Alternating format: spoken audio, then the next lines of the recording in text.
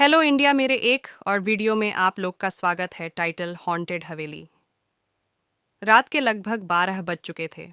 आसमान में बादल घिर आए थे। चांद की हल्की रोशनी कभी कभी बादलों के बीच से झांक रही थी, मानो किसी अनजाने डर से छिपने की कोशिश कर रही हो। हवाओं की सरसराहट, अजीब सी खामोशी और पेड़ों की पत्तियों का शोर हर पल इस डरावनी रात को और भी भयानक बना रहा था। अमित, राहुल और काव्या एक पुरानी हवेली के सामने खड़े थे। हवेली के पुराने दरवाजे पर जाले लटक रहे थे, मानो सालों से किसी ने उस दरवाजे को हाथ नहीं लगाया हो। क्या यह वही हवेली है? काव्या ने डरी हुई आवाज में पूछा। राहुल ने आंखें फाड़ते हुए हवेली को देखा और धीमे स्वर में कहा, हाँ, यही है। यही वो हवेली है जहाँ लोग रात में जाने से डरते हैं। कहते हैं कि यहाँ कुछ ऐसा है जो कभी चैन से सोने नहीं देता। अमित ने राहुल की बात को मजाक में उड़ाते हुए कहा, अरे यार, ये सब अफवाहें हैं। भूत वूत कुछ नहीं होते। लेकिन उसकी आवाज में भी कुछ डर था, जो उसके चेहरे से साफ झलक रहा था। क्या हम अंदर चलें? काव्या ने फिर से पूछा। इस बार उसकी आवाज में डर साफ झलक रहा था। राहुल ने एक गहरी सांस ली। चलो, देखते हैं अंदर क्या है, कहते हुए वह भारी दरवाजे को धक्का देने लगा। दरवाजा चरमराता हुआ खुला और एक अजीब सी ठंडी हवा ने उनके चेहरे को छुआ, जैसे हवेली के अंदर से किसी ने उन्हें अपनी ओर बुलाया हो। आओ, अंदर आओ। जैसे ही वे तीनों हवेली के अंदर घुसे, चारों ओर घना अंधेरा था। सिर्फ उनके टॉर्च की हल्की रोशनी थी, जो पुराने फर्नीचर, टूटे फूटे सोफे और दीवारों पर लगी धूल से भरी तस्वीरों पर पड़ रही थी। अचानक अमित की टॉर्च बुझ गई। अरे, ये क्या हुआ? उसने घबराते हुए कहा। शायद बैटरी खत्म हो गई होगी, राहुल ने जल्दी से कहा, पर उसकी आवाज में भी अब डर झलकने लगा था। काव्या ने चुपचाप चारों ओर देखा। हवेली का हर कोना ऐसा लग रहा था जैसे सदियों से कोई यहाँ आया ही नहीं हो। दीवारों पर बने निशान, टूटी खिड़कियां और हवा में घुली अजीब सी बदबू, सब कुछ बहुत भयानक था। क्या तुम्हें कुछ सुनाई दे रहा है? काव्या ने धीरे से पूछा। उसकी आवाज कांप रही थी। नहीं। क्या? राहुल ने पूछा, पर अब उसका दिल तेजी से धड़कने लगा था। सुनो, ध्यान से सुनो, कोई चलने की आवाज आ रही है, काव्या ने घबराते हुए कहा। तीनों ने ध्यान से सुना। सच में हवेली के ऊपर के मंजिल से किसी के कदमों की धीमी धीमी आवाज आ रही थी। ऐसा लग रहा था जैसे कोई धीरे धीरे सीढ़ियां उतर रहा हो। टप टप टप, कदमों की आवाज पास आती जा रही थी। अमित ने कांपते हुए कहा, ये ये कौन है? किसी ने कोई जवाब नहीं दिया। आवाज अब और तेज हो गई थी। काव्या ने तेजी से अमित और राहुल की ओर देखा। क्या हमें यहाँ से भागना चाहिए? उसकी आंखों में डर साफ झलक रहा था, पर भागने का रास्ता भी उतना ही डरावना था जितना उस आवाज का सामना करना। राहुल ने हिम्मत जुटाकर कहा, नहीं, हम इस हवेली के रहस्य को सुलझाने आए हैं, भागने के लिए नहीं। उसके शब्दों में हिम्मत थी, पर उसकी आवाज में डर अभी भी छुपा हुआ था। अमित ने टॉर्च की नई बैटरी डाली और तीनों ने सीढ़ियों की ओर देखा। सीढ़ियां अंधेरे में डूबी हुई थीं, जैसे किसी काले गहरे कुएं की ओर जाती हों। काव्या के कदम कांपते हुए सीढ़ियों की ओर बढ़े। क्या सच में हमें जाना चाहिए? उसने धीरे से पूछा। राहुल ने उसके कंधे पर हाथ रखा। हम साथ हैं, कुछ नहीं होगा। लेकिन उसके शब्द खुद उसे भी आश्वस्त नहीं कर पा रहे थे। जैसे ही तीनों सीढ़ियां चढ़ने लगे, कदमों की आवाज अचानक रुक गई। हवेली में एकदम सन्नाटा पसर गया था। अब बस उनकी ही सांसों की आवाज गूंज रही थी। जब वे छत के पास पहुंचे, उन्होंने देखा कि दरवाजा थोड़ा सा खुला हुआ था।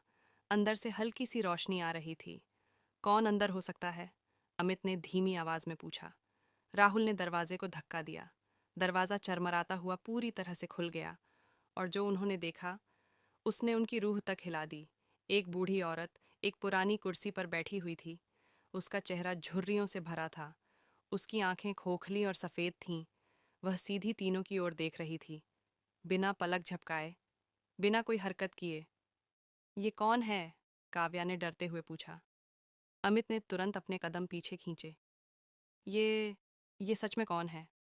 बूढ़ी औरत ने धीमी कांपती आवाज में कहा। तुम यहाँ क्यों आए हो? उसकी आवाज़ इतनी ठंडी थी कि तीनों की रीढ़ की हड्डी में सिहरन दौड़ गई। राहुल ने हिम्मत जुटाते हुए पूछा। हम बस यह जानने आए थे कि यहाँ क्या होता है। लोग कहते हैं कि यहाँ भूत है। बूढ़ी औरत ने बिना हिले डुले जवाब दिया, भूत नहीं, यहाँ कोई भूत नहीं है, लेकिन यहाँ की दीवारें, यहाँ की हवाएं, ये सब तुम्हारे साथ वही करेंगे जो उन्होंने मेरे साथ किया था। उसकी आंखों में अचानक एक अजीब सी चमक आई। भाग जाओ, जब तक तुम्हारे पास समय है, उसने चिल्लाते हुए कहा। उसकी आवाज़ अब गूंजने लगी थी। अचानक हवेली के अंदर की हवा और ठंडी हो गई। खिड़कियां अपने आप बंद होने लगीं और हर कोने से अजीब सी आवाज़ें आने लगीं। काव्या चीख उठी, हमें यहाँ से निकलना होगा। तीनों ने दौड़कर सीढ़ियों की ओर भागना शुरू किया। उनके पीछे दरवाजे जोर जोर से बंद हो रहे थे और हवेली मानो उन्हें निगलने की कोशिश कर रही थी। सीढ़ियां नीचे उतरते समय उनके पैर कांप रहे थे।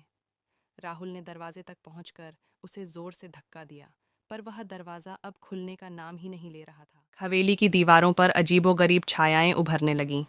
वे छायाएं इंसानी आकृतियों जैसी दिख रही थीं, लंबी, पतली और बेहद डरावनी। ऐसा लग रहा था मानो वे तीनों को घेरने के लिए तैयार हो रही हों। हवेली में एक ठंडक फैल गई और उनकी सांसें जम सी गईं। काव्या ने घबराते हुए कहा, ये क्या हो रहा है? ये परछाइयाँ कौन हैं? उसकी आवाज़ में खौफ और बेचैनी साफ सुनाई दे रही थी।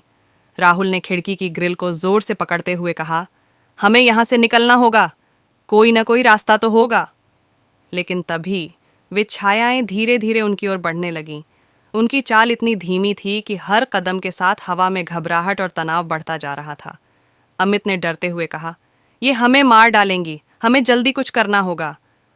अचानक हवेली के हर कोने से वही बूढ़ी औरत की आवाज़ गूंजने लगी, मैंने कहा था भाग जाओ, लेकिन तुमने मेरी चेतावनी नहीं मानी।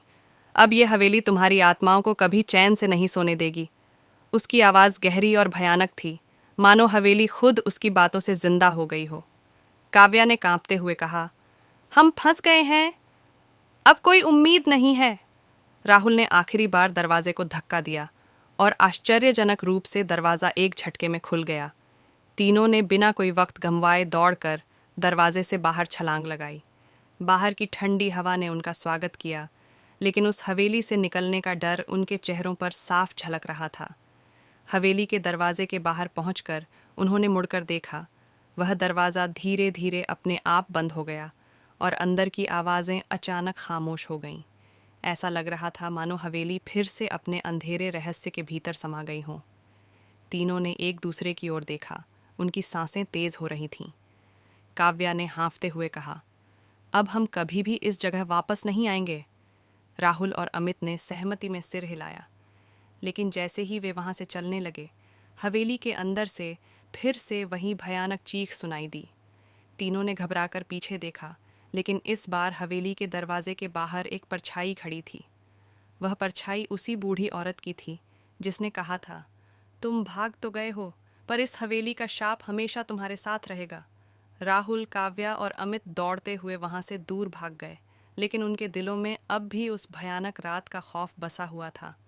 वे जान गए थे कि भले ही वे हवेली से बाहर निकल गए हों, लेकिन उसकी छाया हमेशा उनके जीवन पर मंडराती रहेगी। अंत यह कहानी उन तीन दोस्तों की है जिन्होंने एक ऐसी जगह जाने की गलती की जहां जाने की चेतावनी उन्हें पहले ही मिल चुकी थी। वे वहां से बचकर निकल तो आए, लेकिन उस रात का डर और उस हवेली का शाप कभी उनका पीछा नहीं छोड़ेगा।